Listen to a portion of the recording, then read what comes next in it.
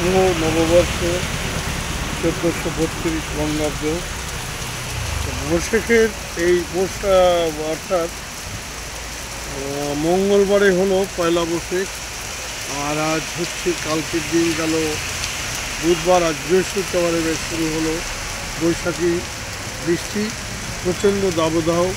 সেখানে এই দাবদাহ একটু ঠান্ডা করার জন্যেই প্রকৃতি হয়তো আমাদের তার যে ঠান্ডা আমেজ, প্রাকৃতিক বৃষ্টি বা দুর্যোগ যেটাকে বলে, সেটা একটু টেনে দিল। কলকাতা শহরের এটা হচ্ছে সুব্রসনী স্ট্রিট এরিয়া, কাগজের মার্কেট। আমারও কাগজের ব্যবসা, আমার ব্লগ হচ্ছে প্রদীপ ঘোষ ব্লগ।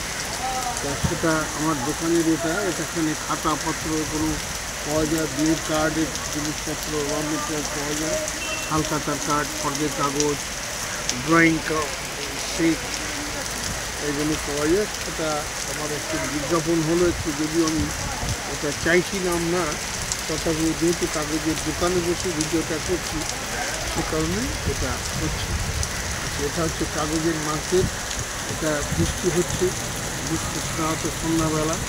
সবাইকে আবার শুভ সন্ধ্যা জানাচ্ছি প্রদীপ ঘোষ ব্লগ থেকে। ঝিরঝির করে বৃষ্টি পড়ছে।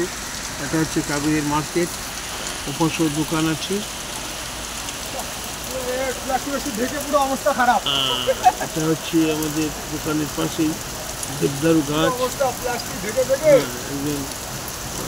হ্যালো, আমি ছবি তুলে নিচ্ছি। হ্যাঁ, আমাদের এক ক্রেতা এসছেন,